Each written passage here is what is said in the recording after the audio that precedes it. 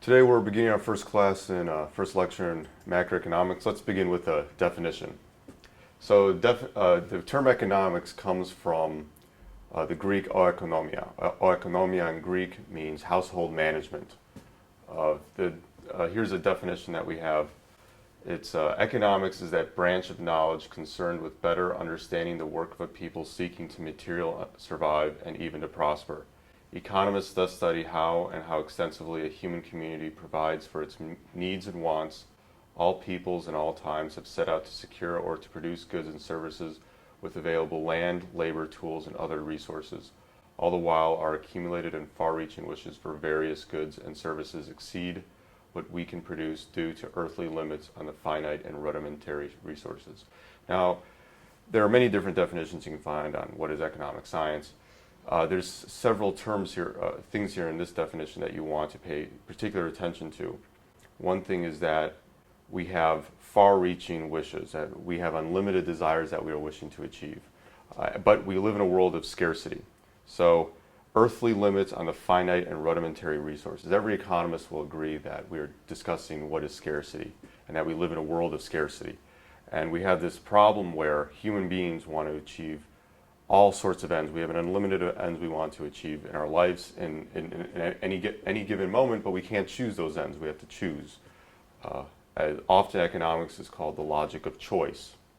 So from our choices we can deduce different economic principles and laws. So that's what we're bound by. We're bound in a world of scarcity, searching and unlimited wants. So let's compare economics to the other social sciences. Let's take psychology. Psychology could be said that why man chooses various ends.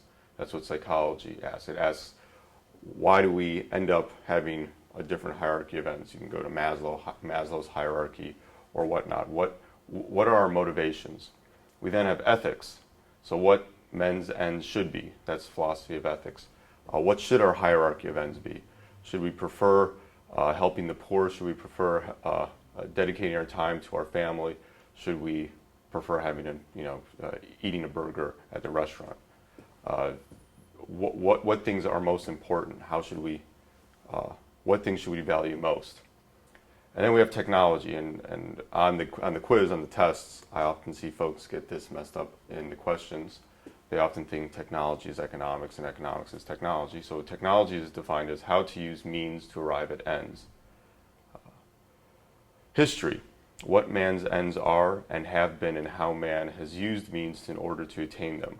So what has happened in the past? You can use economic theory to discover cause and effect relationships and explain certain historical periods and why things panned out the way they did, but it's a different question that's being asked. So then we have praxeology, which is the formal implications of the fact that men use means to attain various chosen ends. And economics is a sub-branch of praxeology. From these formal implications, we can establish cause and effect relations, and those cause and effect relationships can, help us in discovering what has happened in the historical period. We can also combine these different sciences. For instance, we have behavioral economics, which is psychology and economic theory integrated together. Those are more applied. When you integrate these different social sciences, you end up more with an applied science. So there's also economic history. But when you're just asking two different questions, you're asking what has happened in the past and what are the cause-effect relationships. Again, with psychology, there's a danger, and with doing any type of social science and integrating different sciences, there's a danger that when you integrate the different social sciences, each social science has a separate question.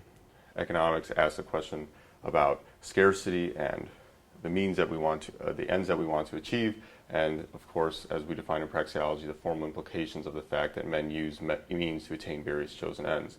So that's what praxeology is. That's what economics is determined as. Figures out cause and effect relationships. In psychology, it's asking why. What are the motivations? And if you don't separate those two questions, you can end up with a really bad applied science. It's a danger that you always run into when you try answering interdisciplinary questions. Okay, so why should you study economics?